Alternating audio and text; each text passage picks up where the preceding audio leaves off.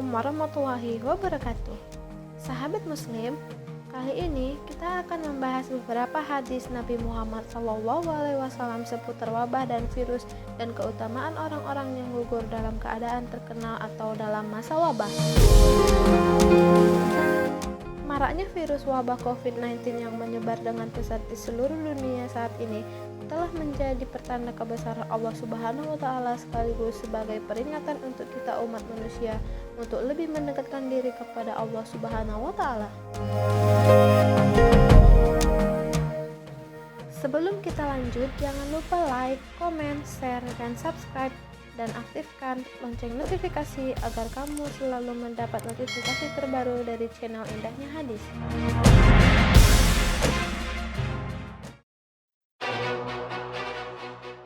Kata wabah dan tahun ini yang kemudian disematkan oleh ahli agama untuk COVID-19 atau virus corona yang terjadi pada awal 2020 di Indonesia dan berbagai negara di dunia saat ini. Wabah ini memakan banyak korban, banyak anggota masyarakat wafat karena wabah ini. Wabah ini menyerang siapa saja tanpa mempedulikan agama dan kesolehan penduduk yang tertimpa wabah ini. Berikut beberapa hadis Nabi Muhammad SAW yang berkaitan dengan wabah dan keutamaan orang-orang yang gugur karena wabah. 1. Rasulullah SAW menyebutkan bahwa korban meninggal karena wabah ini termasuk dalam kategori syahid sebagaimana riwayat berikut ini. Artinya, Rasulullah SAW bersabda, "Ta'un syahadah berkedudukan syahid bagi setiap muslim." Hadis riwayat Bukhari, Muslim, dan Ahmad. 2. Pada riwayat Bukhari, Rasulullah SAW menyebut serta orang yang mati karena sakit perut dan orang yang terkena amuk wabah ke dalam derajat syahadah atau mereka yang mendapatkan ganjaran seperti pahala orang yang syahid di medan perang. Artinya, dari Abu Hurairah, dari Rasulullah ia bersabda, orang yang mati karena sakit perut dan orang yang tertimpa ta'un atau wabah pun syahid. Hadis riwayat Bukhari. 3. Pada riwayat Muslim, Rasulullah SAW menyebut lebih banyak lagi mereka yang mendapatkan derajat syahadah atau gugur sebagai syahid. Artinya, dari Abu Hurairah, Rasulullah SAW bertanya kepada sahabatnya, "Siapakah orang yang mati syahid di antara kalian?" Mereka menjawab, "Orang yang gugur di medan perang itulah syahid ya Rasulullah." Rasulullah SAW merespon, "Kalau begitu, sedikit sekali umatku yang mati syahid." Para sahabat bertanya, "Mereka itu siapa ya Rasul?" Rasulullah SAW menjawab, "Orang yang gugur di medan perang itu syahid. Orang yang mati di jalan Allah bukan karena perang juga syahid. Orang yang tertimpa ta'un atau wabah pun syahid. Orang yang mati karena sakit perut juga syahid. Dan orang yang tenggelam adalah syahid." Hadis riwayat Muslim. 4. Rasulullah SAW menyebut wabah sebagai jenis azab bagi umat terdahulu, Bani Israel, dan kini menjadi rahmat bagi orang beriman karena kesabaran dan pengertian atas ketentuan Allah serta menahan diri di daerah masing-masing. Artinya, dari Siti Aisyah radhiyallahu anha, ia mengabarkan kepada kami bahwa ia bertanya kepada Rasulullah SAW perihal ta'un. Lalu Rasulullah SAW memberitahukannya.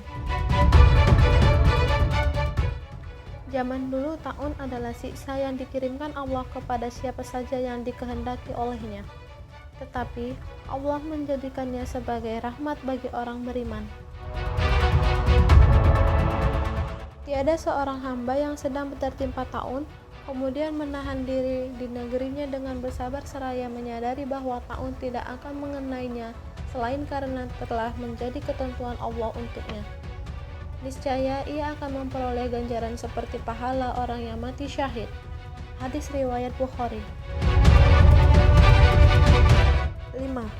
Rasulullah SAW sebagaimana pada riwayat Bukhari memerintahkan masyarakat untuk menahan diri di rumah masing-masing di tengah penyebaran wabah pada riwayat Ahmad berikut ini. Artinya, dari Siti Aisyah radhiyallahu anha, ia mengabarkan kepada kami bahwa ia bertanya kepada Rasulullah SAW perihal taun. Lalu Rasulullah SAW memberitahukannya. Zaman dulu taun adalah siksa yang dikirimkan Allah kepada siapa saja yang dikehendaki olehnya. Tetapi Allah menjadikannya sebagai rahmat bagi orang beriman. Tiada seorang hamba yang sedang tertimpa taun kemudian menahan diri di negerinya dengan bersabar seraya menyadari bahwa taun tidak akan mengenainya selain karena telah menjadi ketentuan Allah untuknya. Niscaya ia akan memperoleh ganjaran seperti pahala orang yang mati syahid. Hadis riwayat Bukhari. 6. Rasulullah SAW menceritakan perbedaan kedudukan mereka yang wafat normal di kasur dan mereka yang wafat karena terserang wabah.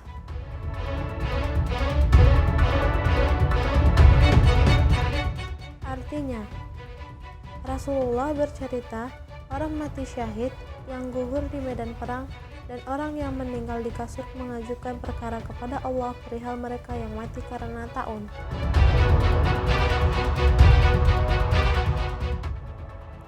Menurut orang mati syahid, mereka gugur sebagaimana kami terbunuh.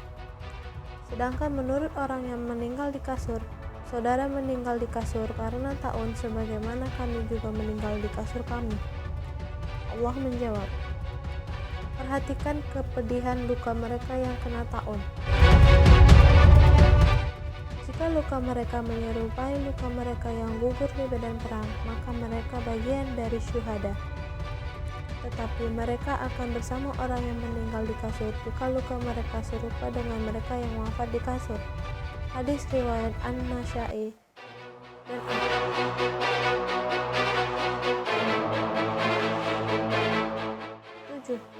Rasulullah SAW mengingatkan untuk tidak memasuki daerah yang sedang terjangkit penyakit dan tidak keluar dari daerah yang sedang tertimpa wabah.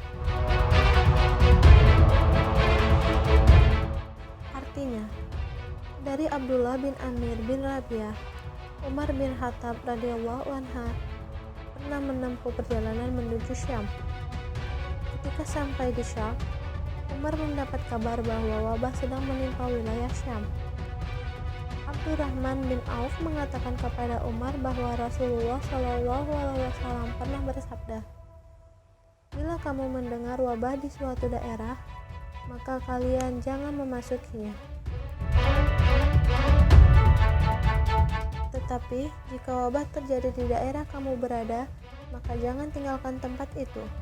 Lalu Umar bin Khattab berbalik arah meninggalkan Syam. Hadis riwayat Bukhari dan Muslim. Nah, berikut beberapa hadis Nabi Muhammad SAW yang berkaitan dengan wabah atau virus. Semoga informasi yang kami sampaikan dapat menambah wawasan dan pengetahuan sahabat muslim. Terima kasih sudah menonton. Jangan lupa like, komen, share, dan subscribe, dan aktifkan lonceng notifikasi agar kamu selalu mendapat notifikasi terbaru dari channel Indahnya Hadis. Sampai jumpa kembali di video selanjutnya. Wassalamualaikum warahmatullahi wabarakatuh.